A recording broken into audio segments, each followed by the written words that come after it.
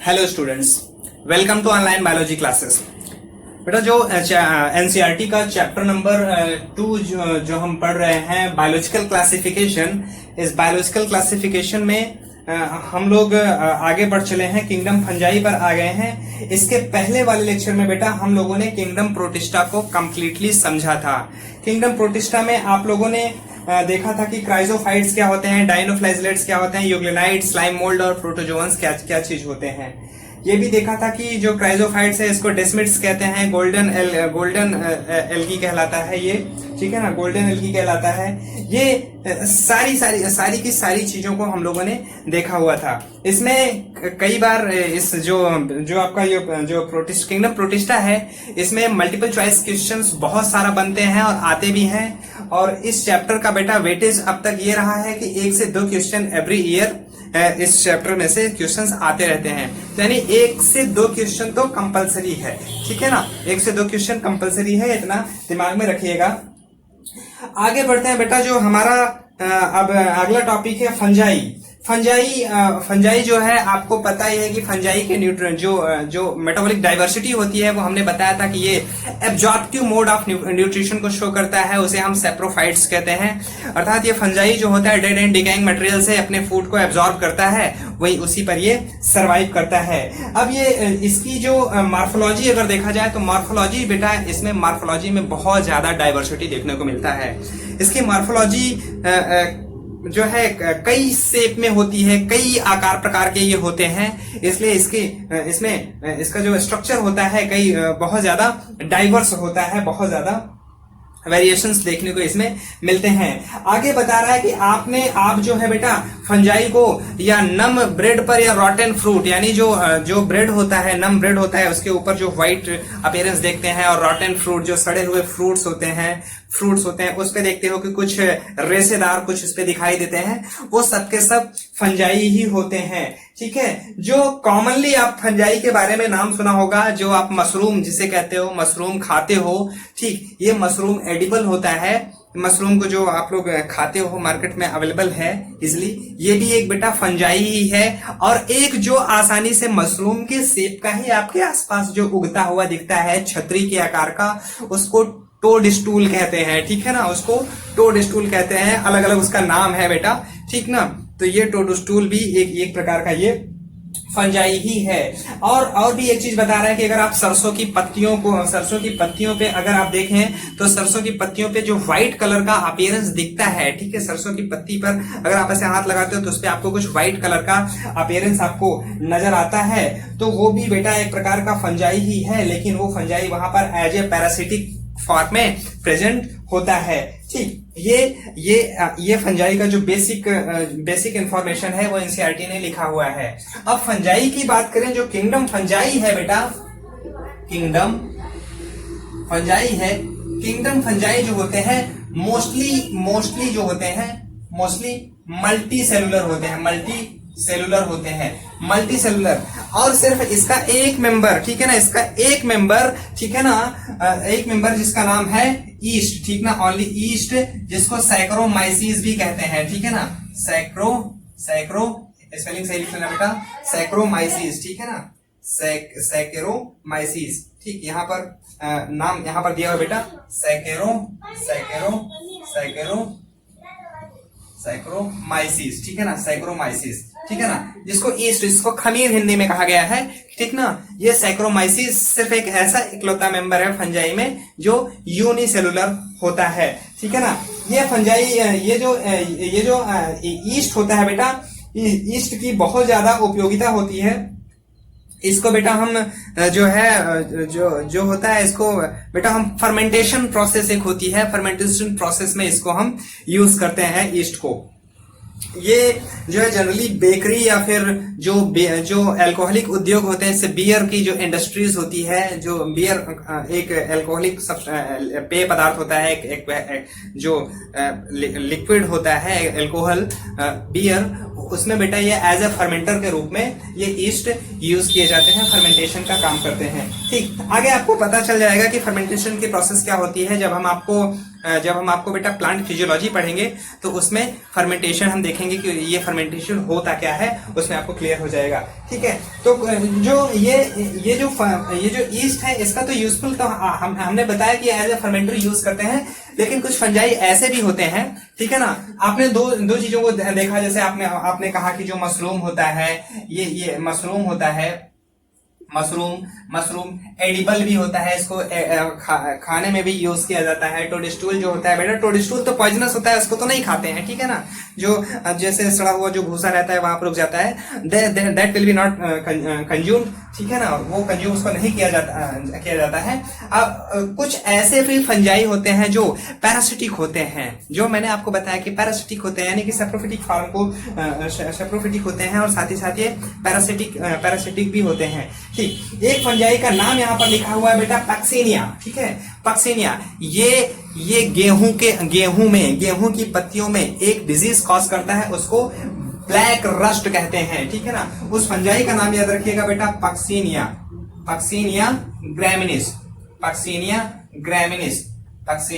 ग्रामिनिस। ये कॉज करता है ब्लैक रस्ट, ठीक ना, cause black rust in leaves of wheat, ठीक है ना। गेहूं की पत्तियों में जो काले कलर का, ब्लैक कलर का रस्ट लगता है, वो एक फंगल डिजीज माना जाता है, जिसे जो कॉज करता है उसको हम पक्सिनिया ग्रामिनिस कहते हैं, ठीक है ना। और फंजाई को बेटा हम एज ए एंटीबायोटिक भी यूज करते हैं, जैसा कि इसमें लिखा है कि हम इसको एंटीबायोटिक यूज करते हैं। अब एंटीबायोटिक का काम क्या होता है, ये बैक्टीरियल सेल वॉल को डिग्रेड कर देता है, ठीक है ना। आप एंटीबायोटिक का रोल आप ह्यूमन हेल्थ वाले चैप्टर में देखेंगे कि कैसे एंटीबायोटिक बैक्टीरिया पे इफेक्ट करता है। ठीक, ये जो एक फंजाई है बेटा जिसका नाम है पेनिसिलियम, ठीक है ना, पेनिसिलियम के खोज करता थे बेटा, पेनिसिलियम के जो खोज करने वाले थे उनका नाम है अलेक्जेंडर फ्लेमिंग।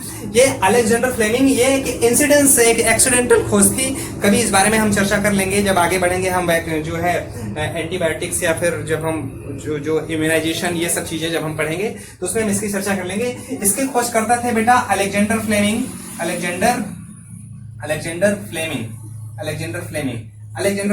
ये बेटा पेनिसिलियम एक एंटीबायोटिक का काम करता है, जो बैक्टीरियल डिजीज से हमें प्रोटेक्ट करता है, ठीक है ना। ये बैक्टीरियल डिजीज से हमें ये प्रोटेक्ट करता है।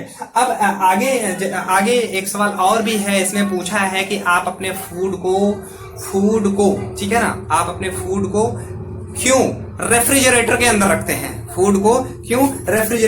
रखते हैं, आपको पता है कि बेटा जो रेफ्रिजरेटर होता है वो काफी कोल्डर होता है, वहां पर ठंडा स्थान होता है, नम भी होता है, ठंडा स्थान होता है, नम भी होता है, वहीं पर हम फूड को रखते हैं जिससे कि हम इन्फेक्शन से बच सके। अब सवाल ये है कि जो बैक्टीरिया होता है ये नम स्थानों पर ही तो पाया जाता है, तो वहां पर क्यों नहीं इफेक्ट कर देता आपको।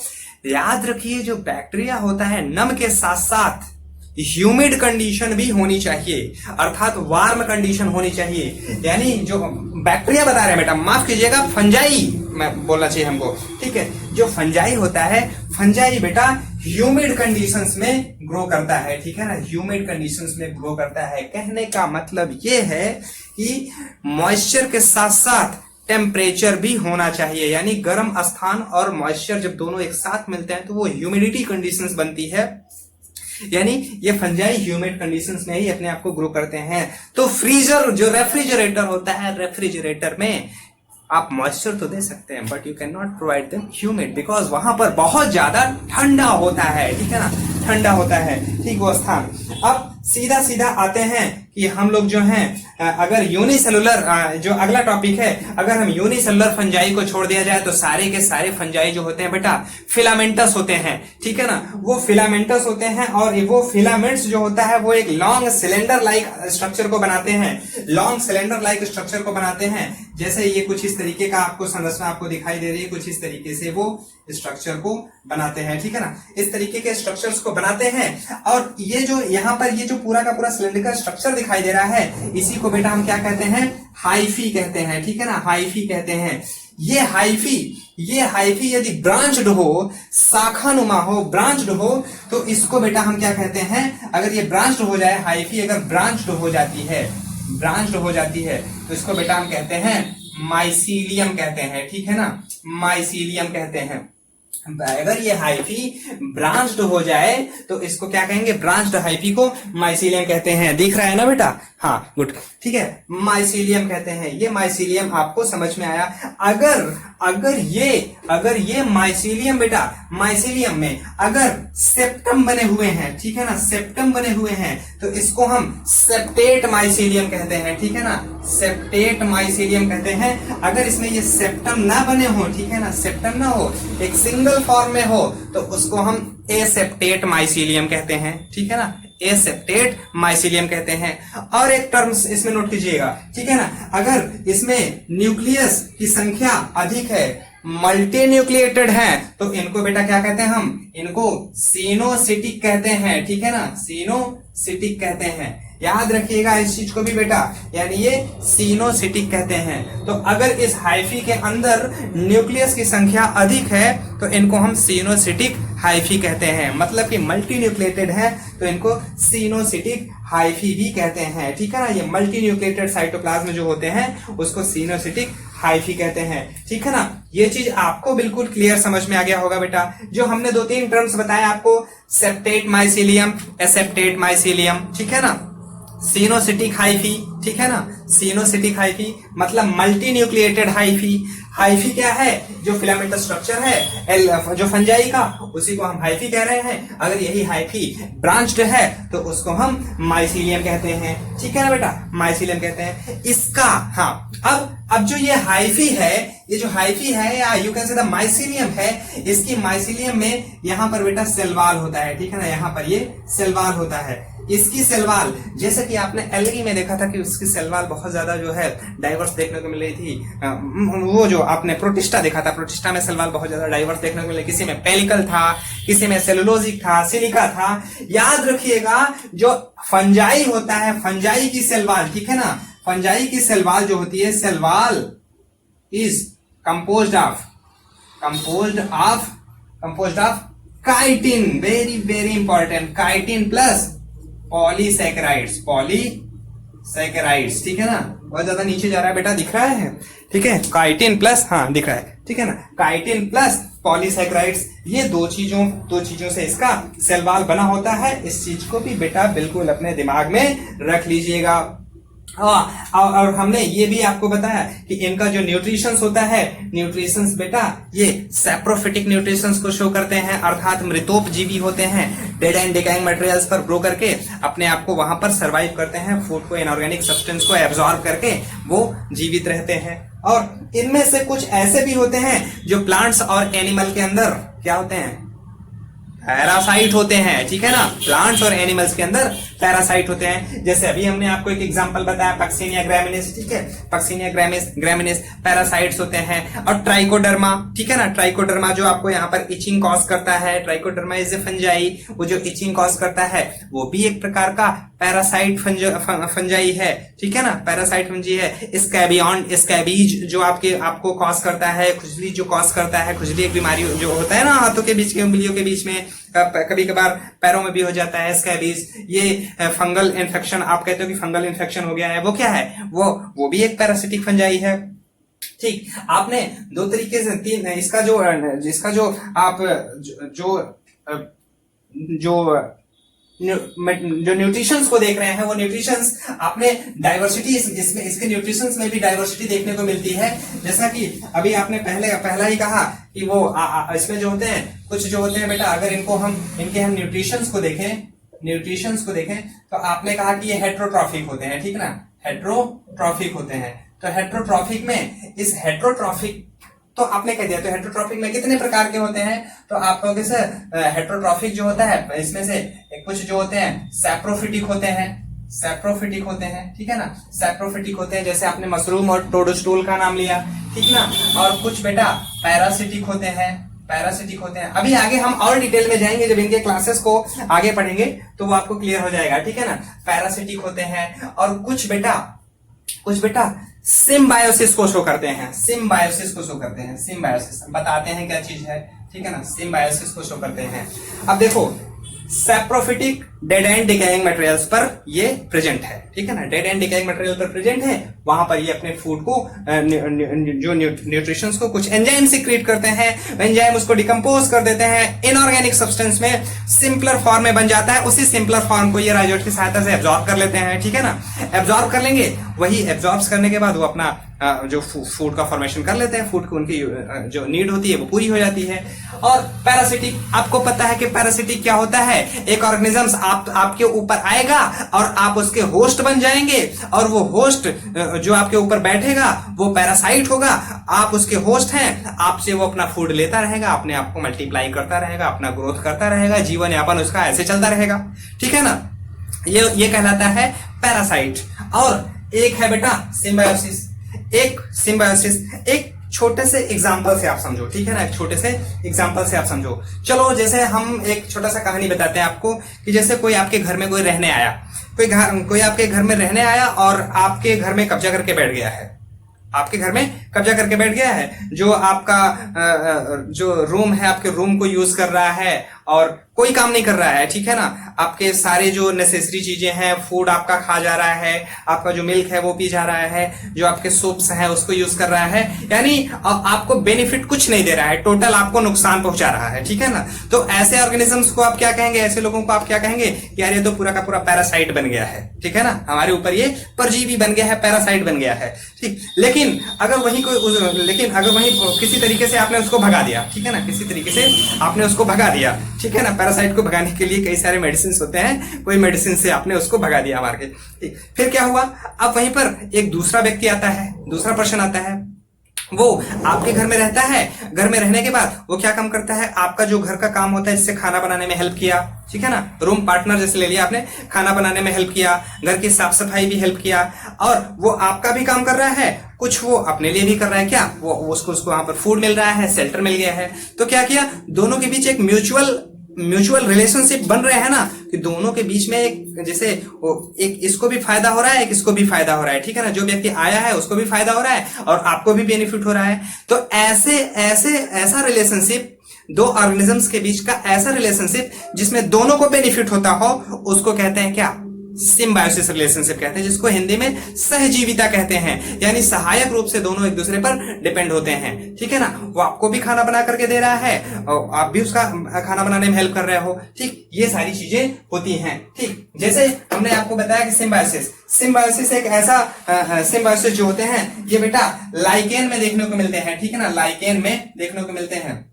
ये बेटा लाइकेन क्या चीज होता है ये हम आपको बताते हैं बेटा, ठीक है ना, लाइकेन को समझ लीजिए जल्दी से। लाइकेन होता क्या है कि इसमें दो चीजें शामिल होती हैं, इसमें दो चीजें शामिल होती हैं। एक होता है एल्गी,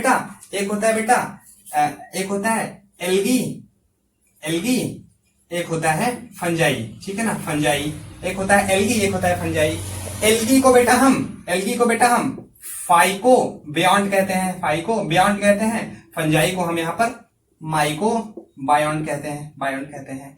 इन दोनों के मिलने के बाद क्या बनता है, लाइकेन बनता है, ठीक है ना, लाइकेन बनता है। अब सवाल यह है कि आपने पहले कहा कि दोनों को फायदा होता है, तो दोनों को फायदा क्या होगा समझिए।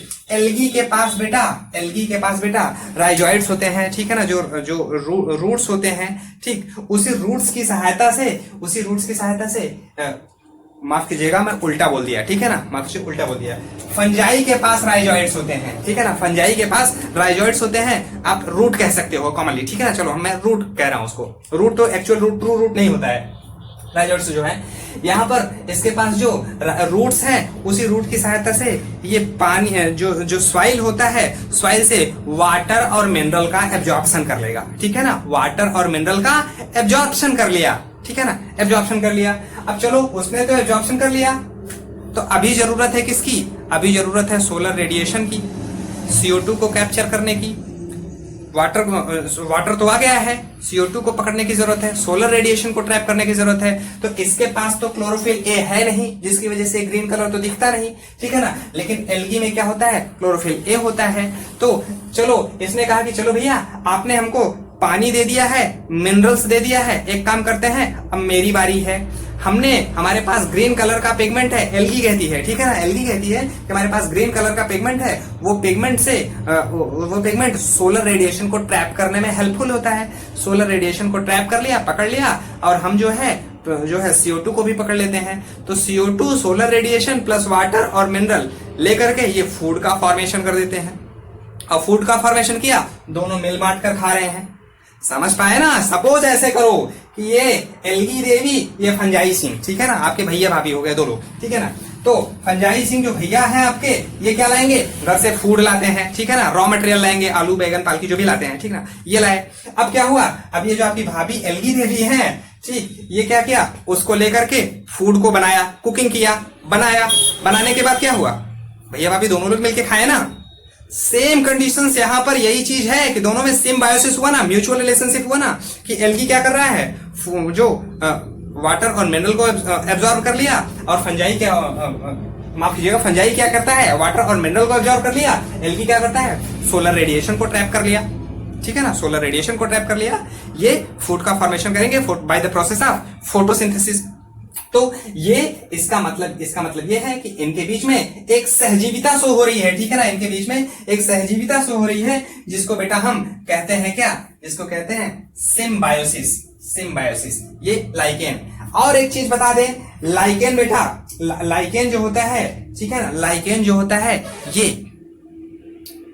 एज एक पॉल्यूशन इंडिकेटर का काम करता है। ये वहीं पर उगते हैं जहां पर पॉल्यूशन नहीं होता है, क्योंकि ये जो सल्फर होता है, सल्फर के प्रति ये सेंसिटिव होते हैं। सल्फर के प्रति सेंसिटिव होने के कारण ये जहां पर सल्फर युक्त कंपाउंड होंगे वहां पर ये नहीं ग्रो करते हैं। इसका मतलब ये जहां पर ग्रो करेंगे, it means they are the pollution free area, ठीक है ना, पॉल्यूशन फ्री एरिया। और ये लाइकेन बेटा जनरली जो है हायर प्लांट्स में देखने को मिलते हैं। ये माइकोराइजा का फॉर्मेशन करते हैं। अब आपको समझ में नहीं आएगा सर ये माइकोराइजा क्या, बता दिए। देखो बेटा, जो हायर प्लांट्स होते हैं, हायर प्लांट्स के अगर आप रूट को देखें, जैसे मान लेते हैं, चलो ये, ठीक है ना, ये हायर प्लांट्स है, ठीक है ना, हायर प्लांट्स, इसके रूट को हम देख रहे हैं, ठीक ना, इसके रूट्स ये है। अब क्या है, अब इस हायर प्लांट्स को मैक्सिमम वाटर और मिनरल की रिक्वायरमेंट है, वाटर और मिनरल की रिक्वायरमेंट है। अब क्या करेंगे, ये जो है यहीं पर प्रेजेंट हो जाते हैं, ठीक है ना, ये जो है ये जो यहाँ पर दिया गया है कि ये यहीं पर ये प्रेजेंट होते हैं बेटा, ठीक है ना, यहाँ पर ये जो आपके जो फंजाई जो है बेटा, ठीक है ना, lichen and root of other plants symbols in association with algae as a lichen and with root of plant as mycorrhiza, ठीक है ना, mycorrhiza। यहाँ पर ये जो बेटा फंजाई है, फंजाई आकर के, बात को समझिएगा बेटा, यहाँ पर जो फंजाई आएंगे, फंजाई इनसे अटैच हो जाएंगे। अटैच होने के बाद अब क्या करेंगे, तो जो राइजोइड्स हैं, राइजोइड्स, ठीक है ना, माइकोराइजा, बात को समझिएगा, दो शब्द से मिलकर के जुड़ा है, माइकोराइजा, राइजा, माइको मतलब फंजाई, राइजा मतलब राइजोइड्स, ठीक है ना, समझिएगा इसको,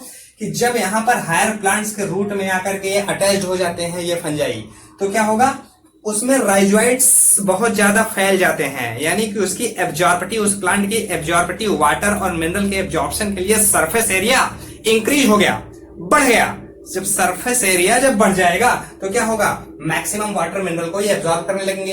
ये कंडीशंस कहलाती है माइकोराइजा, जो कि हायर प्लांट में भी सिम्बायोसिस मैकेनिज्म को शो करते हैं। एक एल्गी फंजाई, एक हायर प्लांट प्लस फंजाई, ठीक है ना। इतना आपको पता चला कि लाइकेन क्या चीज होते हैं। आगे है बेटा, reproduction in fungi can takes place, vegetative means vegetative. अब यहाँ पर जो रिप्रोडक्शन होता है फंजाई में, वेजिटेटिव के द्वारा भी हो सकता है, फ्रेगमेंटेशन के द्वारा हो सकता है। जैसे मैंने कहा कि ये फ्रेगमेंटेशन, ये हाइफी एक बार टूटने के बाद ये अलग से ग्रो कर गया, ये क्या हुआ, फ्रेगमेंटेशन हो गया। और फिजन और बडिंग के द्वारा भी होता है, यानी फिजन दो पार्ट में डिवाइड किया और बड क्या हुआ, बडिंग बनता है। आपको पता ही है कि बडिंग कैसे होता है, फिजन कैसे होता है। अगर नहीं पता होगा तो रिप्रोडक्शन इन ऑर्गेनिज्म आपके 12th में एक चैप्टर है, वहां पर आप पढ़ लोगे, ठीक है ना। फिजन का मतलब होता है कि दो प्रकार का फिजन होता है, एक बाइनरी फिजन, एक होता है मल्टीपल फिजन। बाइनरी फिजन में क्या होता है, कोई एक ऑर्गेनिज्म है, दो पार्ट में इक्वली माइटोटिकली डिवाइड हो जाते हैं, ठीक है ना, डिवाइड कर गए, तो वो बाइनरी फिजन हुआ, दो पार्ट में हो गया। अगर कोई ऑर्गेनिज्म माइटोटिकली कई बार मल्टीप्लीकेशन करता है, कई पार्ट में डिवाइड होता है, तो मल्टीपल फिजन कहलाता है, ठीक है ना। बडिंग क्या होता है, ये एक ऑर्गेनिज्म है, यहीं पर एक छोटा सा बड बनता है, उभार बनता है, वहीं से उभार से वो पार्ट डिटैच होकर के निकल जाएगा, वो क्या कहलाएगा, बडिंग कहलाता है, ठीक है ना। डिटैच होकर के दूसरा ऑर्गेनिज्म बना लिया, ठीक है ना, वो फिजन कहलाया। अब आगे आगे क्या कह रहा है कि asexual reproduction is by spores or sporangiospores or zoospores and sexual reproduction by oospores, ascospores and basidiospores। आगे देखो बेटा, इसमें कह रहा है कि जो एसेक्सुअल रिप्रोडक्शन होता है वो कोनिडिया के द्वारा होता है, ठीक है ना, वो कोनिडिया के द्वारा होता है या स्पोरेंजियोस्पोर्स या फिर जूस्पोर्स के द्वारा होता है। अब थोड़ा सा आपको यहाँ पर दिमाग में अपने एक चीज रखना होगा कि जो बेटा अभी हमने आपको बताया कि जो कोनिडिया होता है, अभी थोड़ी देर पहले हम आपको पेनिसिलियम पढ़ा रहे थे, ठीक है ना, पेनिसिलियम पढ़ा रहे थे। तो जो पेनिसिलियम होता है, पेनिसिलियम में जो रिप्रोडक्शन होता है वो कोनिडिया टाइप का होता है। आप 12th की एनसीईआरटी में आपको देखने को मिलेगा कि जैसे आप कह रहे हैं कि एसेक्सुअल रिप्रोडक्शन कोनिडिया के द्वारा हो रहा है। तो थोड़ा सा हम समझ लेते हैं यहाँ पर कि जैसे छोटा सा डायग्राम बनाएंगे बेटा, ऐसे समझिए, जैसे ये है बेटा, ये है पेनिसिलियम है, ठीक है ना, ये पेनिसिलियम है, इसी पेनिसिलियम के ऊपर ऐसे छोटे छोटे कोन्स बन जाते हैं, ठीक है ना, ऐसे छोटे छोटे कोन्स बन जाते हैं, इसमें न्यूक्लियस भी होता है बेटा, ठीक है ना, इसमें न्यूक्लियस सब में बनते हैं, ठीक है, ये ऐसे कोन्स बन गए। यही कोन्स जो होते हैं, ये कोन्स बन जाते हैं, इसी को हम बेटा कोनिडिया कहते हैं, ठीक है ना, कोनिडिया। अब क्या हुआ, ये यहीं से डिटैच होकर के बाहर आएगा और एक नया पेनिसिलियम को बना लेगा। तो एग्जाम्पल में नोट कर लीजिएगा कि जो कोनिडिया होता है वो पेनिसिलियम के द्वारा होता है। और एक दूसरा बेटा जो हम बता रहे हैं कि स्पोरेंजियोस्पोर्स के द्वारा भी इसमें एसेक्सुअल रिप्रोडक्शन होता है। स्पोरेंजियोस्पोर्स हम बेटा आगे बताएंगे, जब हम आपको इसका क्लासिफिकेशन करेंगे तो उसमें आपको आएगा कि कैसे स्पोरेंजियोस्पोर्स से ये एसेक्सुअली रिप्रोड्यूस करते हैं, ठीक है ना। स्पोरेंजियोस्पोर्स को जूस्पोर्स भी कहते हैं, ठीक है ना, क्योंकि जो मोटाइल गैमेट्स होंगे उसको जूस्पोर्स भी कहते हैं, क्योंकि वो जो चल सकते हैं। आगे क्या है बेटा कि सेक्सुअल रिप्रोडक्शन किसके द्वारा होता है, ठीक है ना। सेक्सुअल रिप्रोडक्शन कह रहा है कि या तो oospores के द्वारा होगा, या एस्कोस्पोर्स के द्वारा होगा, या बेसिडियोस्पोर्स के द्वारा होगा। कंफ्यूज नहीं होइए कि ये क्या क्या बता रहे हैं, oospores, एस्कोस्पोर्स, बेसिडियोस्पोर्स। ये स्पोर्स बनता कहां पर है, उसके शेप को देख करके वो नाम दिया गया है यहाँ पर कि अगर एस्कम में बन रहा है, सैक में बन रहा है तो एस्कोस्पोर्स, बेसिडियम में बन रहा है तो बेसिडियोस्पोर्स, ठीक है ना। अगर वो मोटाइल गैमेट्स बना रहा है oospores, ठीक है ना, फाइकोमास्टीज में जैसे देखने को मिलता है। आगे अभी जब क्लासिफिकेशन करेंगे तो उसमें बताएंगे। तो इसकी जो हम पहले तो सेक्सुअल रिप्रोडक्शन इसका तीन टाइप का बता रहा है कि सेक्सुअल रिप्रोडक्शन इन्हीं 3 प्रकार के स्पोर से होता है। तो इन 3 प्रकार के स्पोर से सेक्सुअल रिप्रोडक्शन तो हो रहा है, लेकिन इसमें कौन कौन से फेजेस आते हैं उस फेजेस को आपको समझना होगा कि सारे के सारे फेजेस को। बेटा मैं ये रेड कलर से लिख रहा हूं, एक्चुअली ब्लैक कलर की जो इंक है वो अभी खत्म हो चुकी है, तो रेड कलर से ही आप थोड़ा समझने की कोशिश कीजिए, क्योंकि बहुत ज्यादा डार्क आपको नहीं दिखेगा, बिकॉज ब्लैक कलर आसानी से विजिबल होता है as compare to the red colour. थोड़ा मैनेज करने की कोशिश कीजिए। हाँ, इसमें जो सेक्सुअल रिप्रोडक्शन इन अगर फंजाई देखा जाए, सेक्सुअल रिप्रोडक्शन इन फंजाई देखें तो इसमें कुल बेटा 3 स्टेप्स आते हैं, ठीक है ना, 3 स्टेप्स आते हैं, ठीक है ना, 3 स्टेप्स आते हैं।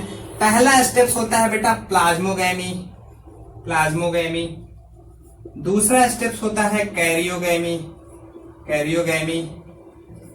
तीसरा स्टेप्स होता है मियोसिस। प्लाज्मोगैमी क्या होता है, fusion of plasma membrane, fusion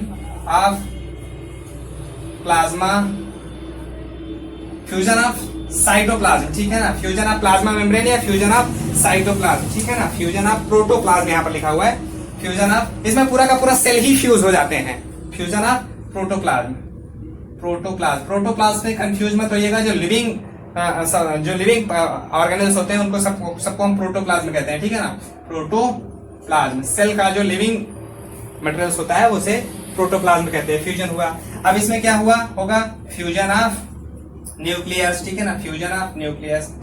सब समझेंगे, 3 स्टेप को याद रखिएगा। क्या होता है मियोसिस आपको पता है कि यार अर्धसूत्री विभाजन क्या होता है, ठीक है ना, जो जाइगोट बनेगा वो क्या होता है, ठीक, फ्यूजन ऑफ न्यूक्लियाई। थोड़ा सा इसके बेसिक्स को हम समझते हैं, ठीक है ना, कैसे होता है। सपोज ये एक हाइफी है, ठीक है ना, सपोज ये एक हाइफी है, ठीक, ये एक हाइफी है, इधर एक हाइफी है, इधर एक हाइफी है। इन दोनों के बीच में क्या होगा, पहला स्टेप, सेक्सुअली रिप्रोड्यूस करने वाले हैं ये लोग, ठीक है ना, सेक्सुअली रिप्रोड्यूस करने वाले हैं ये लोग। इन दोनों के बीच में क्या होगा, फ्यूजन होगा, ठीक है ना, फ्यूजन होगा, फ्यूजन होगा।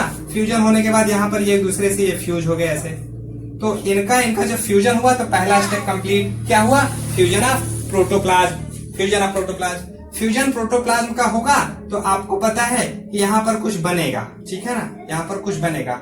अब वो क्या बनेगा वो हम आपको इसी में आप आगे पढ़ोगे कि बेसिडियोस्पोर्स बनाएगा कि एस्कोस्पोर्स बनाएगा कि ओस्पोर्स बनाएगा, ठीक है ना। अभी सिर्फ इतना, अभी यहाँ पर तीनों को हम सस्पेंस में रखते हैं कि कौन किसमें क्या क्या बनाता है, ठीक ना। यहाँ पर जो स्पोर्स बनेंगे वो स्पोर्स बने ना, पहला क्या हुआ, पहले प्रोटोप्लाज्म का फ्यूजन हो गया, इसमें जो न्यूक्लियस बचे हैं न्यूक्लियस का फ्यूजन हो गया।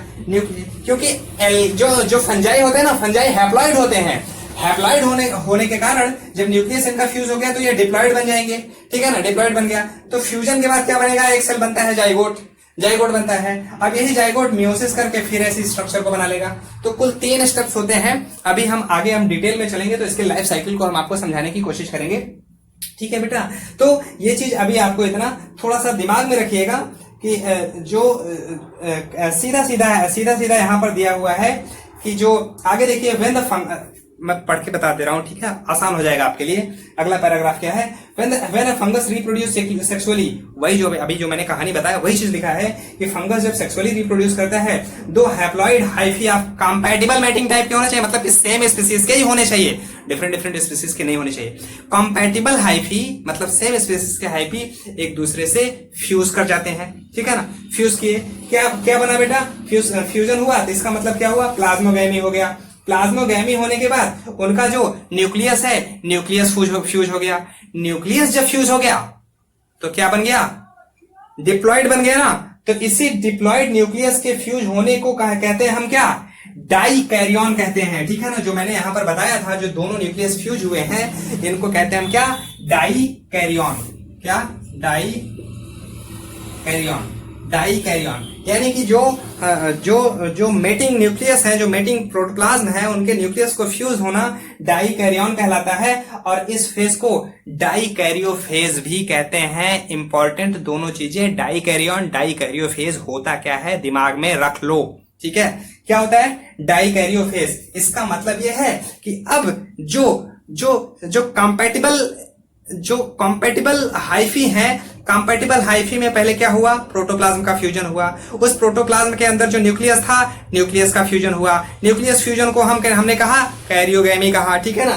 क्या कहा, कैरियोगैमी। कैरियोगैमी के बाद कैरियोगैमी जो फ्यूजन हो गया, इस कंडीशंस को हम क्या कहते हैं, डाई कैरियन कहते हैं। और ये फेज जो है, ये फेज क्या कहलाती है, डाई कैरियोफेज कहलाती है। बिल्कुल आसान है अगर आप अटेंटिव हैं तब, ठीक है ना, बिल्कुल आसान है, ठीक। डाई कैरियोफेज हो गया। अब क्या होगा, अब जो न्यूक्लियर, जो यहाँ पर जो ये डिप्लॉइड जाइगोट से बना है, जाइगोट मियोटिक डिवीजन करेगी लास्ट में, ठीक है ना। ये मियोटिक डिवीजन करके जैसा उसका पेरेंटल बॉडी होगा वैसा ये बना लेगा। अगर ये मियोटिक डिवीजन करके या तो स्पोर्स बनाएगा, स्पोर्स में किस प्रकार का स्पोर्स बनाएगा, एस्कोस्पोर्स बनाएगा, बेसिडियोस्पोर्स बनाएगा या oospores बनाएगा। दो में से तो एक ही बात हो सकती है ना, इन तीनों में से एक ही बात होगी। इसी से क्या, यही सेक्सुअल रिप्रोडक्शन है इसका, ठीक है, यही इसका सेक्सुअल रिप्रोडक्शन है, ठीक। आगे क्या कह रहा है, the morphology of mycelium, mode of spore formation and fruiting body are from the basis of division of kingdom in various classes. अब आगे यहीं से आपकी असली कहानी शुरू होती है कि मॉर्फोलॉजी ऑफ माइसीलियम, यानी माइसीलियम की मॉर्फोलॉजी को देखकर स्पोर फॉर्मेशन और फ्रूटिंग बॉडी के आधार पर इसको, फंजाई को वेरियस क्लास में डिवाइड किया गया है। तब तक बेटा हम इसको मिटाते हैं, जो अभी चीज हमने बताया उसको नोट किए रखिए।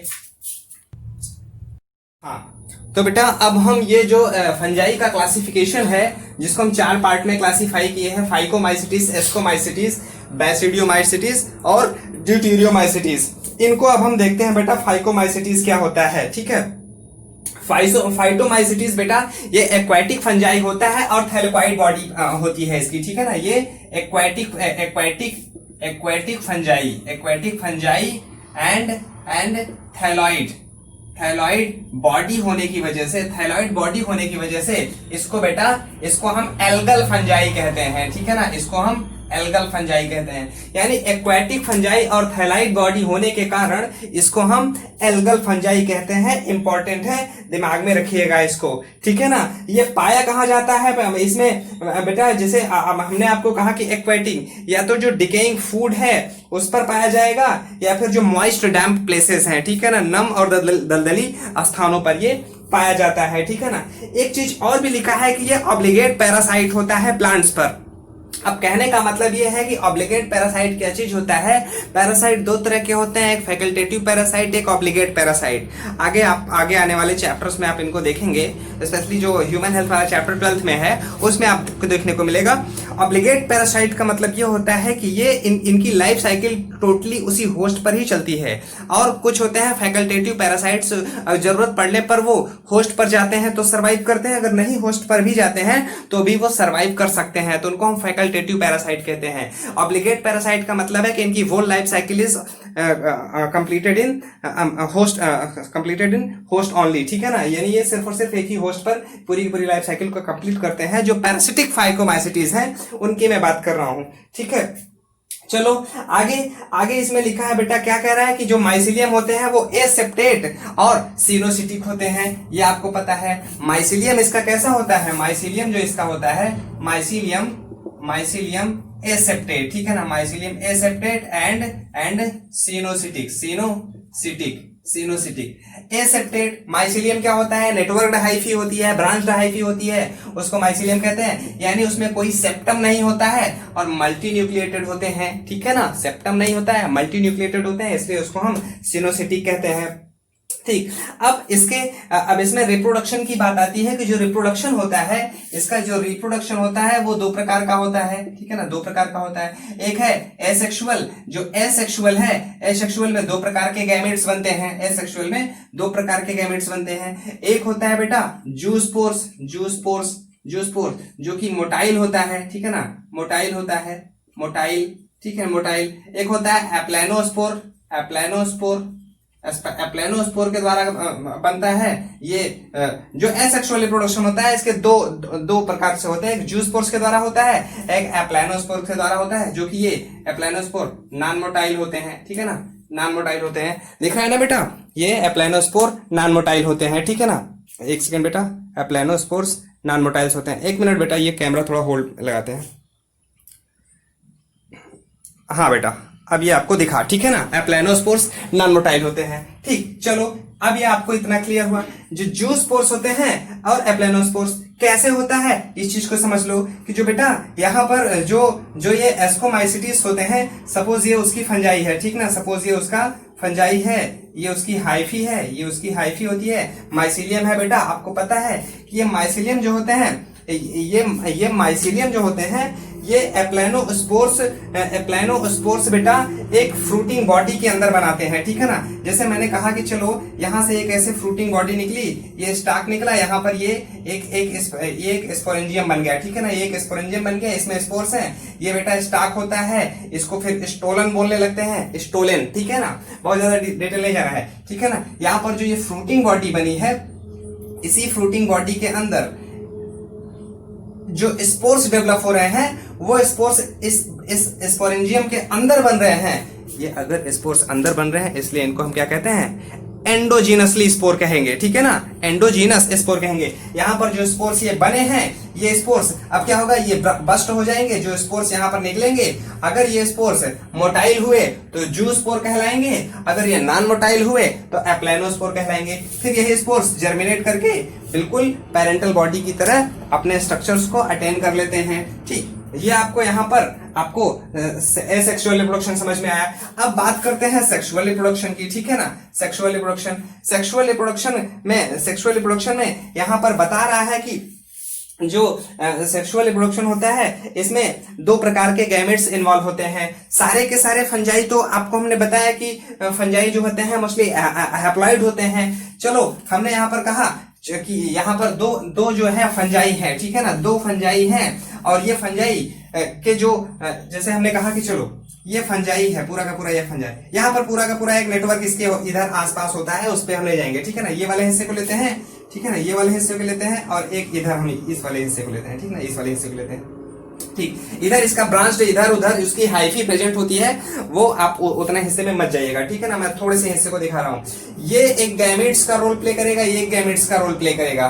तो अगर ये गैमेट्स स्ट्रक्चरली सिमिलर हैं तो उनको हम आइसोगैमेट्स कहते हैं, ठीक है ना, आइसोगैमेट्स कहते हैं। मतलब कि देखो अब भाई आप थोड़ा सा कंफ्यूज हो सकते हैं। जैसे मैंने कहा कि चलो ये एक माइसीलियम है, ठीक है ना, ये एक माइसीलियम है, ठीक। फिर उसके बाद कहा हमने कि चलो ये भी एक माइसीलियम है, ये भी एक माइसीलियम है, ठीक ना, ये माइसीलियम है, यानी कि ये भी एक फंजाई है, ये भी एक फंजाई है। ए सेप्टेट है, सिनोसिटिक है, इसमें न्यूक्लियस प्रेजेंट है, इसमें कोई सेप्टम नहीं है, ठीक है ना, सेप्टम नहीं है। तो यहाँ पर ये वाला हिस्सा और ये वाला हिस्सा अब इससे ये फ्यूज हो रहा है, तो वही वाले हिस्से को मैं यहाँ पर दिखा रहा हूँ, ठीक है ना, दिखा रहा हूं। इसमें न्यूक्लियस होंगे बेटा, ठीक है ना, इसमें न्यूक्लियस होंगे, न्यूक्लियस प्रेजेंट होंगे, ठीक। अगर ये दोनों स्ट्रक्चरली सिमिलर हैं तो आइसोगैमेट्स, अगर स्ट्रक्चरली डिसिमिलर हैं तो एनाइसोगैमेट्स, ठीक है ना, एनाइसोगैमेट्स। अब क्या हुआ, ये गैमेट्स यहां पर हैं, इन गैमेट्स का यहां पर क्या होगा, फ्यूजन हो जाएगा। फ्यूजन होने की प्रोसेस को हम क्या कहते हैं, फ्यूजन होने की प्रोसेस को हम प्लाज्मोगैमी कहते हैं। फिर क्या हुआ, इसके न्यूक्लियस फ्यूज हो जाएंगे। न्यूक्लियस फ्यूज होना क्या कहलाएगा, कैरियोगैमी कहलाता है। क्या वो फिर वो कंडीशंस क्या कहलाती है, डाइकैरियन कहलाती है। जब दो न्यूक्लियस यहाँ पर फ्यूज हुए डाइकैरियन कहलाया। फिर वो फेज क्या कहलाएगी, डाइकैरियोफेज कहलाती है, ठीक है। यहाँ पर ये न्यूक्लियस फ्यूज हुआ, न्यूक्लियर फ्यूज होने के बाद यहाँ पर एक स्ट्रक्चर बनता है बेटा। जो स्ट्रक्चर बनता है उसको जाइगोस्पोर्स कहते हैं, ठीक है ना बेटा। यहाँ पर जाइगोस्पोर्स बना, ठीक है। अब जाइगोस्पोर्स यहाँ पर जो बन रहे हैं, अब यही बेटा यही एक स्पोरेंजियम बनाएंगे, यहीं से ये जर्मिनेट करेगा। जर्मिनेट करने के बाद ये यहाँ पर स्पोरेंजियम का फॉर्मेशन करेंगे, ठीक है ना, स्पोरेंजियम का फॉर्मेशन करेंगे, ठीक ना। ये स्पोरेंजियम्स का जो फॉर्मेशन कर रहे हैं इसी को बेटा हम ऊस्पोर भी कहते हैं। जो स्पोरेंजियम है ऊस्पोर भी इसको कह रहे हैं। ये स्पोरेंजियम से इसमें बेटा क्या है, इसमें इसके अंदर जो स्पोर्स हैं, यानी ये क्या है बेटा, ये आपका जाइगोस्पोर्स है, ठीक है ना, जाइगोस्पोर्स है, जाइगोस्पोर। आप इस जाइगोस्पोर कहिए या फिर इसको जाइगोट भी कहिए, ठीक है ना, जाइगोट कहिए। इस जाइगोट में मियोसिस होगा, ठीक है ना, मियोटिक डिवीजन के द्वारा मियोसिस करने के बाद इसमें यहाँ पर ये स्पोर्स बन चुके हैं, ठीक है ना, ये स्पोर्स बन चुके हैं। अब ये स्पोर्स कैसे हैं, हैप्लॉइड संख्या में है, ये हैप्लॉइड संख्या में है। फिर ये जर्मिनेट करके फिर ऐसा प्राप्त कर लेंगे संरचना, ठीक है ना। तो यहाँ पर फर्टिलाइजेशन हुआ, यहाँ पर ये फ्यूजन हुआ। तो जो सेक्सुअल रिप्रोडक्शन में हमने 3 स्टेप बताया था, प्लाज्मोगैमी, कैरियोगैमी, मियोसिस। तो पहले क्या हुआ, प्लाज्मोगैमी हुआ, फिर ये न्यूक्लियस फ्यूज हुआ, कैरियोगैमी हुआ। फिर उसके बाद क्या बना, जाइगोस्पोर बना। इस जाइगोस्पोर में क्या हुआ, मियोसिस हुआ। मियोसिस करने के बाद फिर क्या बने, स्पोर्स बने। ये स्पोर्स जो है हम इनको ऊस्पोर्स कह रहे हैं, ठीक है ना, ऊस्पोर कह रहे हैं। ये ऊस्पोर जर्मिनेट करके क्या बना लिया, ठीक है ना, क्या बना लिया, नया पेरेंटल बॉडी बना लिया। पेरेंटल बॉडी जैसे स्ट्रक्चर को वो अटेन कर लेता है, फिर न्यू ऑर्गेनिजम्स बन गया। चलो आपको ये बेटा फाइकोमाइसिटीज समझ में आया। अब मिटाते हैं इसको, आप इसमें जो नोट करने लायक चीजें नोट कर लीजिए। आगे बढ़ते हैं एस्कोमाइसिटीज पर। हाँ तो बेटा अब हम देखते हैं एस्कोमाइसिटीज क्या चीज है। एस्कोमाइसिटीज किताब में पहले ही दे दिया है कि इसको सैक लाइक फंजाई कहते हैं, ठीक है ना, इसको सैक फंजाई कहते हैं, सैक फंजाई, ठीक है ना। सैक फंजाई क्यों कहते हैं, इसकी लाइफ साइकिल को जब हम देखेंगे तो उसमें ये क्लियर हो जाएगा कि इसको सैक फंजाई हम क्यों कह रहे हैं, ठीक ना। अब इसमें ये जो सैक फंजाई है इसमें साफ साफ लिखा है कि ये मल्टी सेलुलर होते हैं, लेकिन इसमें रेयर केस में यूनिसेलुलर भी कुछ फंजाई होते हैं, ठीक है ना। मल्टी सेलुलर होते हैं, मल्टी सेलुलर, ठीक है ना, मल्टी सेलुलर, ठीक ना। मल्टी सेलुलर का एग्जांपल आपको बताया है पहले से ही है कि पेनिसिलियम है जो एंटीबायोटिक के रूप में यूज करता है। और रेयरली क्या होते हैं, यूनी सेलुलर होते हैं। जैसे हमने कहा कि ईस्ट को सैक्रोमाइसिस भी कहते हैं, जो कि बेकरी में यूज होता है, बियर इंडस्ट्री में इसको यूज होता है एज ए फर्मेंटर, ठीक, वहां पर ये यूज किया जाता है। हाँ, ये सैप्रोफिटिक डिकम्पोजर और पैरासिटिक होते हैं, ठीक है ना। ये क्या होते हैं, सैप्रोफिटिक, पहले ही एल्गी का कॉमन फीचर है saprophytic decomposer, very very important बेटा, ठीक है ना। ये एस्कोमाइसिटीज बहुत अत्यधिक मात्रा में क्या होते हैं, डीकम्पोजर होते हैं, ठीक है ना, डीकम्पोजर होते हैं एंड पैरासिटिक होते हैं। पैरासिटिक जो काऊ के गोबर, जो गोबर होते हैं, जो रोमिनेंट एनिमल्स होते हैं, उनके जो डंग होता है, गोबर जो होता है, उस पे ये ग्रो करते हैं, इसलिए इनको कैप्रोफाइलस भी कहते हैं, ठीक ना बेटा। क्या कहते हैं, पैरासिटिक जो होते हैं ये, इनको हम कैप्रोफाइलस कहते हैं, जो डंग पे उगते हैं, ठीक ना, जो डंग पे ग्रो करते हैं। तो सैप्रोफिटिक होते हैं, डीकम्पोजर होते हैं, या फिर पैरासिटिक कैप्रोफाइलस होते हैं। डीकम्पोजर का मतलब यह है कि जो डेड एंड डिकेइंग एनिमल्स और या प्लांट होते हैं, जो ऑर्गेनिजम्स होते हैं, उनको पुनः जो है सिंपलर कंपोनेंट में ब्रेक डाउन कर देना, उसको हम वो डिकम्पोजिशन कहलाता है, जिससे कि न्यूट्रिएंट साइकिल आसानी से चलती रहे, ठीक है ना। नेचर के अंदर जो न्यूट्रिएंट है वो बैलेंस उसका बना रहे, ठीक, ये डिकम्पोजर्स कहलाते हैं। इसका जो माइसीलियम होता है बेटा, माइसीलियम ब्रांच्ड और सेप्टेट होता है। फिर से सुनिएगा, ब्रांच्ड और सेप्टेट, मतलब कि ये एसेप्टेट नहीं है, मतलब कि ये सिनोसिटिक नहीं है, ठीक है ना। इसका जो ब्रांच्ड है, ठीक है ना, जो ये फंजाई होते हैं बेटा, फंजाई होते हैं, माफ कीजिएगा, जो क्या बोल रहे हैं इसको, एस्कोमाइसिटीज होते हैं। ये एस्कोमाइसिटीज सेप्टेट होते हैं और सिनोसिटिक नहीं होंगे। आप समझिएगा कि एक सेप्टम बनेगा तो उसमें एक न्यूक्लियस होंगे, ठीक है ना। जनरली ये कॉमन फंडामेंटल है, ठीक। थोड़ा सा कंफ्यूजन है कि सिनोसिटिक है कि नहीं है, इसमें थोड़ा डाउट है, आप इसको पता कर लीजिएगा।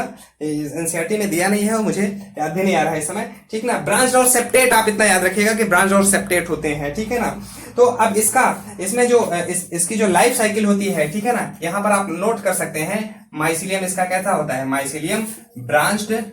माइसीलियम जो होता है ब्रांच्ड होता है एंड सेप्टेट होता है, ठीक है ना, सेप्टेट होता है, ब्रांच्ड और सेप्टेट होता है, इसको भी नोट करके रखिएगा। हाँ, अब इसके अगर रिप्रोडक्शन की बात करें तो जो इसका रिप्रोडक्शन होता है ये कोनिडिया के द्वारा होता है, ठीक है ना, कोनिडिया के द्वारा होता है। जैसे मैंने आपको बताया कि चलो ये पेनिसिलियम है, ठीक है ना, चलो जो जैसे हमने कहा कि चलो ये इसका पेनिसिलियम है, ये पेनिसिलियम है, एक सेकंड बेटा, पेनिसिलियम, यहां पर ये पेनिसिलियम है इसका, और इसमें कुछ इस तरीके का स्ट्रक्चर होता है, ठीक है ना। पेनिसिलियम का कुछ इस तरीके का स्ट्रक्चर होता है। इसके ऊपर बेटा, इसके ऊपर ऐसे छोटे बट टाइप के यहाँ पर ये कोनिडिया बनते हैं, ठीक है ना, कोनिडिया बनता है, ठीक है ना, ये कोनिडिया, ये पूरा का पूरा कोनिडियोफोर कहलाता है, ठीक है ना, कोनिडियोफोर कहलाता है। अब क्या होगा, यहीं से ये ब्रेक डाउन होंगे, ब्रेक डाउन होने के बाद ये जर्मिनेट करके फिर ऐसा ये स्ट्रक्चर को बना लेते हैं। इसको बेटा हम कोनिडियोफोर कह रहे हैं, और जो यहाँ पर ये जो एक स्पोर्स दिखाई दे रहा है, इस स्पोर्स को हम बेटा कोनिडिया कह रहे हैं। तो अब आप बताइए कि ये एक्सोजिनस है कि एंडोजिनस है। आप कहोगे सर बाहर बन रहा है, कोई ऊपर से कवरिंग नहीं है, कोई सैक नहीं बना हुआ है, तो इसलिए क्या हुआ, एक्सोजिनस हुआ। यानी इसका सेक्सुअल स्पोर्स जो बन रहा है वो एक्सोजिनसली बन रहा है, लेकिन इसका जो सेक्सुअल स्पोर होता है वो एंडोजिनस होता है। कैसे होता है एंडोजिनस, उसको देखिए बेटा। अब इसमें क्या होता है कि जो इसमें क्या होता है कि ऐसे कॉमनली आप इसको ऐसे ही समझिए, इसको जो डिफरेंट मेटिंग टाइप्स के जो हाइफी होंगे, वो हाइफी आपस में आकर के ऐसे फ्यूज करेंगे, जो अभी इसके पहले हमने बताया, वो हाइफी आकर के इसमें फ्यूज करेंगे। फ्यूज करने के बाद क्या होगा, प्लाज्मोगैमी हुआ, प्लाज्मोगैमी होने के बाद न्यूक्लियर फ्यूज हुए, कैरियोगैमी हुआ, कैरियोगैमी होने के बाद बेटा उसमें एक फ्रूटिंग बॉडी बनती है, ठीक है ना, एक फ्रूटिंग बॉडी बनती है जिसको बेटा हम एस्को कार्प कहते हैं। आप ऐसे समझिए, जैसे मैंने अभी आपको बताया था कि चलो ये है और ये है, ठीक है ना, ये है, यहां पर ये बना ऐसे, यहां पर ये गोला सा स्ट्रक्चर बन गया, तो यहां पर ये जो बना हुआ है इसी को एस्को कार्प कहते हैं, ठीक ना, एस्को कार्प कहते हैं, ये एस्को कार्प है। अब यही एस्को कार्प के अंदर, ठीक है ना, इसी एस्को कार्प के अंदर बेटा क्या होंगे, कुछ स्पोर्स प्रेजेंट होंगे, इसको हम बेटा एस्कोस्पोर्स कहते हैं, ठीक है ना, एस्कोस्पोर्स कहते हैं। बाकी इधर तो आपको पता ही है कि प्लाज्मोगैमी हुआ, न्यूक्लियस फ्यूजन हुआ, जाइगोट बना, ये जाइगोट डेवलपमेंट किया, डेवलपमेंट करने के बाद मियोसिस डिवीजन करेगा, मियोसिस डिवीजन करने के बाद यहाँ पर एक सैक लाइक स्ट्रक्चर बनाया, इसलिए इसको एसिडियम कहते हैं, ठीक है ना, एक सैक लाइक स्ट्रक्चर बनाता है जिसको एसिडिया या एसआई कहते हैं, ठीक ना, सिंगुलर इसको एस्कस कहा जाता है। इसकी जो फ्रूटिंग बॉडी होती है बेटा, जो इसकी फ्रूटिंग बॉडी होती है वो उसको हम बेटा एस्कोस्पोर्स कह रहे हैं, ठीक है, एस्कोकार्प कह रहे हैं, इसकी फ्रूटिंग बॉडी को एस्कोकार्प कह रहे हैं। यहाँ से जो एस्कोस्पोर्स निकलेंगे बेटा वो हैप्लॉइड होंगे, क्योंकि यहाँ से ये जाइगोट मियोसिस किया है, यही एस्कोस्पोर्स फिर जर्मिनेट करके ऐसे पेरेंटल बॉडी को या फिर ऐसे पेरेंटल बॉडी को वो अटेन कर लेंगे। ठीक है ना बेटा, ये चीज आपको इतना समझ में आया। ठीक, एक सैक लाइक, तो कहने का मतलब ये है कि अगर इसमें जो सेक्सुअल रिप्रोडक्शन होता है वो एंडोजेनसली होता है, क्योंकि ये अंदर यहाँ पर देखिए, ये अंदर यहाँ पर एस्कोस्पोर से जो है वो किसी बॉडी के अंदर बन रहे होते हैं। ठीक है ना, चलो इतना आपको समझ में आया। एग्जांपल्स यहाँ पर दिए हुए बेटा, क्लेविसेप्स, न्यूरोस्पोरा, क्लेविसेप्स और न्यूरोस्पोरा।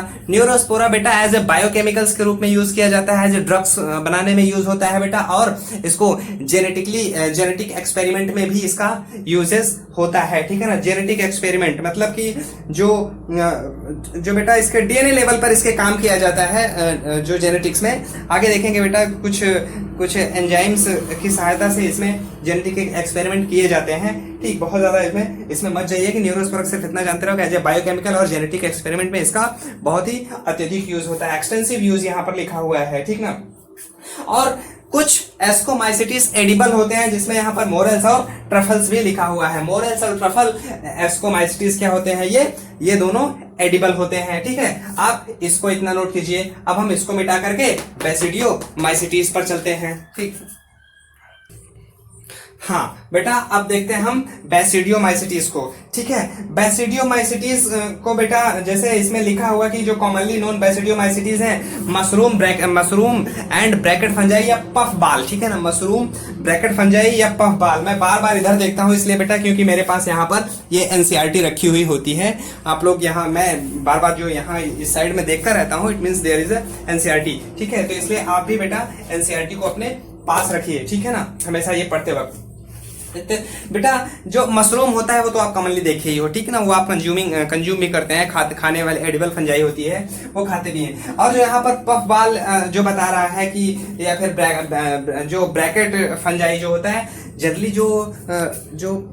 जो डाल होती है पेड़ की टहनियों पर, बरसात के सीजन में आपने देखा होगा कि उनका जो छाल होती है, पेड़ की छालों पर कुछ ऐसे ही कुछ छतरी के आकार का कुछ स्ट्रक्चर ऐसे कुछ आपको दिखाई देता है। ठीक है ना, तो उसको ब्रैकेट फंजाई कहते हैं। इससे बेहतर ये होगा कि ब्रैकेट फंजाई को आप गूगल कर लो, उसका स्ट्रक्चर देख लोगे, दिमाग में आपके आ जाएगा। ठीक है ना, कुछ चीजें ऐसी होती हैं बेटा कि जैसे हम यहाँ पर आपको इमेजिन करवाते हैं, कुछ हाथों से इशारा करके बताते हैं, इमेजिन करवाते हैं, तो उससे ज्यादा बेहतर होगा, क्योंकि हमारे पास वीडियो लेक्चर के लिए मॉडर्न टेक्निक्स अवेलेबल नहीं है, तो आपको हम इमेजिन ही करवाते हैं। तो आप यहाँ से कुछ सुनने के बाद कुछ जो पॉइंटेड नोट करते हैं, उसको अगर रियलिस्टिक में देखना चाहते हैं, वर्चुअली अगर आप उसको देख लेंगे, वर्चुअल इमेज आप देख लेंगे, वर्चुअल जो इमेज होता है, एक रियल इमेज होता है, आप गूगल पे जाइए, उसको सर्च कीजिए, या सीधा लाइफ साइकिल ऑफ एस्कोमाइसिटीज डालिए, वो आपको उसका पूरा का पूरा डायग्रामेटिक स्ट्रक्चर आपको दिखाई दे जाएगा, स्टेप टू स्टेप। हम एक ही बनाते हैं, एक में ही सब कुछ समझा देते हैं,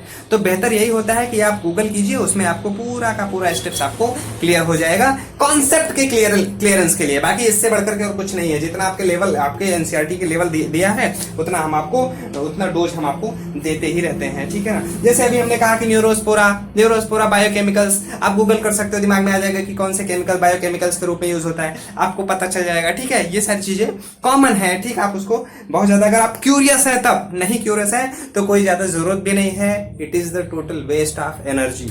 ठीक, तो आप जितना एनसीईआरटी दिया है उतना ही आपको पढ़ना है। ठीक, चलो बेसिडियोमाइसिटीज को हम बताते हैं। हमने बताया कि ये मशरूम और पफ बाल या जो है ब्रैकेट फंजाई इसको कहते हैं। ठीक, अब ये कहाँ ग्रो करते हैं? पहले लिखा है soil on logs tree stumps in the plant body as a parasite. पहले तो ये सॉइल के अंदर उगते हैं, मिट्टी के अंदर उगते हैं, और लॉक्स पे उगते हैं, और ट्री स्टम्प जो पेड़ों की डाल होती है उस पर उगते हैं, या फिर कुछ प्लांट बॉडी पर पैरासाइट भी होते हैं। ठीक, ये जो पैरासाइट होते हैं रस्ट और स्मट कॉज करते हैं, जो हमने आपको पहले ही बताया कि जो गेहूं के अंदर जो पक्सिनिया ग्रैमिनिस नाम का जो फंजाई होता है वो ब्लैक रस्ट डिजीज कॉज करता है, और उस्टिलागो नाम का एक फंजाई है, ये ग्रासेस पर स्मट कॉज करता है। ग्रासेस के ऊपर ऐसे धूल के जैसी धूल या कुछ ब्राउनिश और ब्लैकिश और ब्राउनिश कलर का अपीयरेंस देता है घास पर, वो उसको हम बेटा स्मट कहते हैं, ठीक है ना। वो स्मट होता है, कॉमनली आपको देखने को मिल सकता है खेतों में जो ग्रास होती है, आसपास जो ग्रास होती है उस पर ये स्मट आपको लगा हुआ देखने को मिल सकता है। ये फंजाई जो स्मट और जो रस्ट कॉज करते हैं जिसको हम रेस्पेक्टिवली उस्टिलागो और पक्सिनिया जो बोल रहे हैं, ये पैरासिटिक होते हैं, ठीक है ना, ये पैरासिटिक होते हैं। अब आगे बढ़ते हैं, इसके स्ट्रक्चर को जो बता रहा है, इसका जो स्ट्रक्चर होता है, इसका माइसीलियम ब्रांच्ड होता है बेटा और सेप्टेट होता है। सिंपल सा समझिएगा, नोट करते जाइएगा सारे पॉइंट को। माइसीलियम ब्रांच्ड एंड सेप्टेट होता है। अब इसके सीधा सीधा सेक्सुअल रिप्रोडक्शन पे आ गया है, रिप्रोडक्शन पे आ गया है। रिप्रोडक्शन में कह रहा है कि sexual spores are generally not found, मतलब कि इसमें सेक्सुअल रिप्रोडक्शन होता ही नहीं है। लेकिन रुकिए, अभी सेक्सुअल रिप्रोडक्शन होता है, कैसे होता है वो आगे हम आपको बताएंगे। इसमें वेजिटेटिव रिप्रोडक्शन जो होता है वो फ्रेगमेंटेशन के द्वारा होता है, जो कॉमन होता है। जैसे हमने कहा कि चलो ये एक हाइफी है, ठीक है ना, ये हाइफी यहां से टूट गया, टूट जाने के बाद ये नया बॉडी ग्रो करके बना लिया, वो क्या कहलाएगा? फ्रेगमेंटेशन कहलाया, ठीक है ना, फ्रेगमेंटेशन कहलाया। लेकिन जो सेक्सुअल रिप्रोडक्शन इसमें होता है, सेक्सुअल रिप्रोडक्शन इसमें नहीं होता है, क्योंकि इसका सेक्स ऑर्गन इसमें होता ही नहीं है। जब सेक्स ऑर्गन नहीं होंगे तो रिप्रोडक्टिव सेल नहीं बनाएंगे, जब रिप्रोडक्टिव सेल नहीं बनाएंगे तो सेक्सुअल रिप्रोडक्शन नहीं होगा। लेकिन फिर भी आप कह रहे हैं कि सेक्सुअल रिप्रोडक्शन होता है, कैसे होता है? इसमें फर्टिलाइजेशन तो होता है। कौन से सेल? रिप्रोडक्टिव सेल्स का नहीं होता है, वेजिटेटिव या फिर सोमैटिक सेल्स का फर्टिलाइजेशन होता है। वेजिटेटिव और सोमैटिक सेल्स आपस में फ्यूज करते हैं, ठीक है ना। चलो, जैसे हमने कहा कि चलो ये इसका एक वेजिटेटिव सेल्स हुआ या फिर सोमैटिक सेल्स हुआ, दोनों एक ही चीज है बेटा। वेजिटेटिव सोमैटिक सेल्स आपस में फ्यूज किए, ये फ्यूज हो गए, फ्यूज होने के बाद प्लाज्मोगैमी कैरियोगैमी हुआ, प्लाज्मोगैमी कैरियोगैमी हुआ, ठीक है ना। प्लाज्मोगैमी कैरियोगैमी बनने के बाद एक स्ट्रक्चर यहाँ पर बेटा बन रहा होता है, ठीक है ना।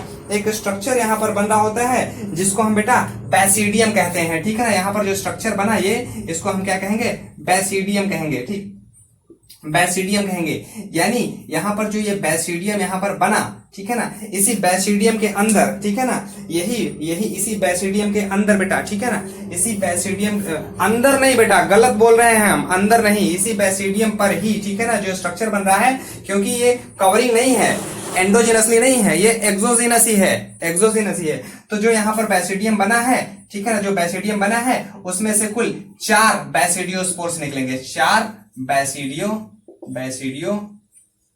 स्पोर्स निकलेंगे, ठीक है ना। ये 4 बैसिडियोस्पोर्स निकलेंगे, यही चारों बैसिडियोस्पोर्स जर्मिनेट करके ये बना लेंगे, ठीक है ना। इसका कहने का मतलब है कि इसके जो बैसिडियोस्पोर्स हैं वो एक्सोजिनसली प्रोड्यूस्ड होते हैं, किसमें? ऑन द बैसिडियम लिखा हुआ है, ऑन द बैसिडियम, यानी बैसिडियम पर, not in the basidium. In the basidium हो जाता तो इसका मतलब कि ये एंडोजिनसली हो जाता, ये क्या है? एक्सोजिनसली है, ठीक। एग्जाम्पल यहाँ पर दिया हुआ है बेटा। हाँ, एक चीज और लिखा है, the basidia are arranged in fruiting body called basidiospores. जहां बैसिडियोकार्प्स, जो बैसिडिया जहां पर ये प्रेजेंट होता है इसको हम यहाँ पर बैसिडियोकार्प्स कह सकते हैं। जहां पर ये अरेंज होता है फ्रूटिंग बॉडी, ऊपर की ओर बनाता है, मैं यहीं पर बता रहा हूँ बेटा, जैसे स्टाक बनता है ऊपर की ओर ऐसे बनता है, ठीक है ना। आप जनरली ऐसे बता सकते हो, ठीक है ना, ऐसे बता सकते हो। जो फ्रूटिंग बॉडी है इसको क्या कहते हैं? बैसिडियो कार्प्स कहते हैं, ठीक है ना। ये बैसिडियो कार्प्स कहलाता है, ठीक। इसी बैसिडियो कार्प्स पर ये क्या होंगे? ये आपके बैसिडियोस्पोर्स होंगे 4। ये चारों बैसिडियोस्पोर्स जर्मिनेट करेंगे, जर्मिनेट करने के बाद क्या बनाएंगे? आपको पता है, नई बॉडी बना लेंगे। तो अब यहाँ पर जो जाइगोट बनता है बेटा, ये जाइगोट ऑलवेज मियोसिस क्यों करता है? क्योंकि फंजाई जो होते हैं बेटा हैप्लॉइड होते हैं, तो इस प्रकार का जो मियोसिस होता है जाइगोटिक मियोसिस कहलाता है। जब हम पढ़ेंगे साइटोलॉजी तब इस चीज को हम वहां पर डिस्कस करेंगे कि जाइगोटिक मियोसिस क्या होता है, ठीक है ना। चलो इतना चीज आपको पता चल गया।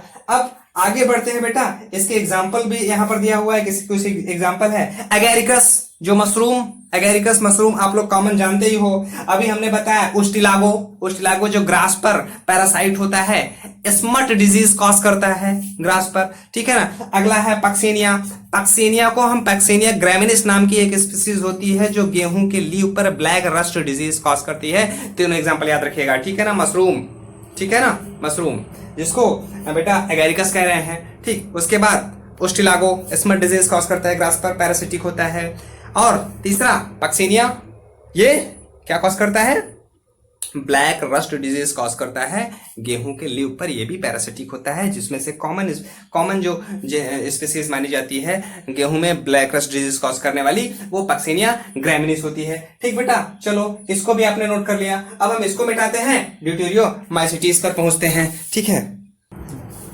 हाँ, अब आते हैं बेटा हम लोग किस पे, ड्यूटेरियोमाइसीटीज पर आते हैं, ड्यूटेरियोमाइसीटीज, ठीक है बेटा। एक चीज थोड़ा सा मैं आपको यहाँ पर क्लियर कर दूं, कभी कभार फ्लो में कुछ वर्ड्स जो है ऐसे निकल जाते हैं, जैसे हम बार बार बता रहे हैं बेसिडियोमाइसीटीज को, तो वो निकल जाता है एस्कोमाइसीटीज निकल जाता है, ठीक है ना, या फिर फाइकोमाइसीटीज निकल जाता है। तो थोड़ा सा अपने दिमाग में इस चीज को अपने सेटअप रखिएगा कि अगर हम बेसिडियोमाइसीटीज ही बता रहे हैं तो बेसिडियोमाइसीटीज को ही डिस्कस कर रहे हैं। कंपेरिजन करेंगे तो आपको हम एक दूसरे का नाम लेंगे, ठीक है ना। फ्लो में अगर गलती में कोई वर्ड्स निकल जाता है तो आप उसको अवॉइड कीजिएगा, ठीक। इसके लिए हम आपसे माफी चाहते हैं कि अगर ऐसा होता है तो फ्लो में, क्योंकि पूरे वीडियो को एक बार फिर भी सुनते हैं, फिर भी अगर गलती हो जाती है तो उसको सॉरी फॉर इट, ठीक है। अगर कोई गलती होती है उसको मैं डिस्क्रिप्शन में नोट कर देता हूं कि डिस्क्रिप्शन में ये करेक्शन है और इतने मिनट पे है, इतने सेकंड पे है, आप उसको अवॉइड कीजिएगा, ठीक। चलो आते हैं ड्यूटेरियोमाइसीटीज पर।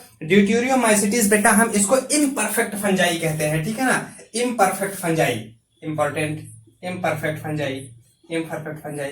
इम्परफेक्ट फंजाई इसलिए इसको कहते हैं क्योंकि इसमें सेक्सुअल रिप्रोडक्शन अब्सेंट होता है।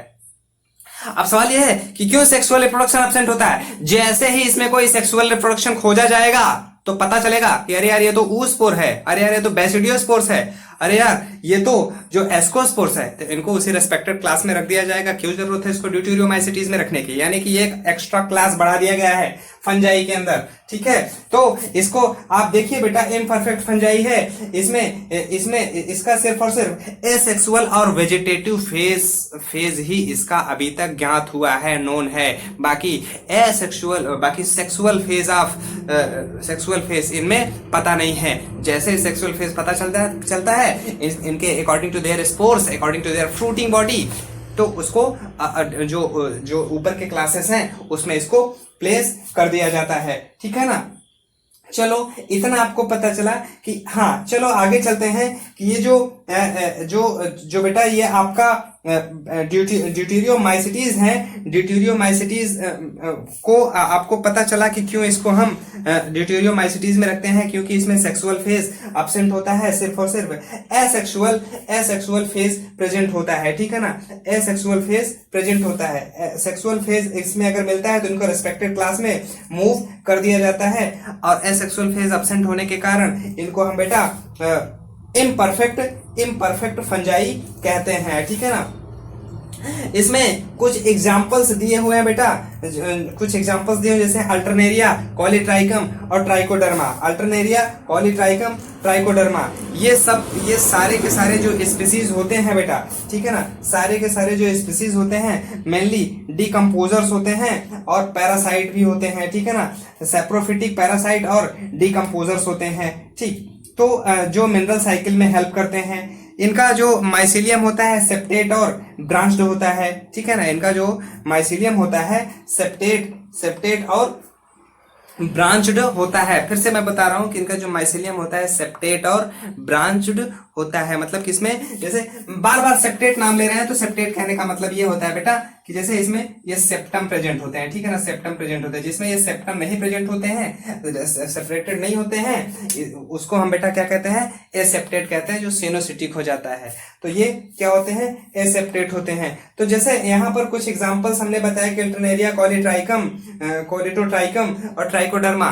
जैसे जो ट्राइकोडर्मा की स्पीसीज है, ये ट्राइकोडर्मा खतरनाक स्पीसीज बेटा ये इचिंग फंजाई भी कहते हैं, ऐसी जगह पर जो आपको इचिंग कॉज करता है, स्कैबीज जो आपकी स्किन स्कैबीज जो कॉज करते हैं, वो सब यही फंजाई होते हैं। हमने आपको बताया कि बेटा ये अल्टरनेरिया, कॉलीट्राइकम और ट्राइकोडर्मा ये सारे के सारे जो स्पीसीज हैं इनमें ये सैप्रोफिटिक होते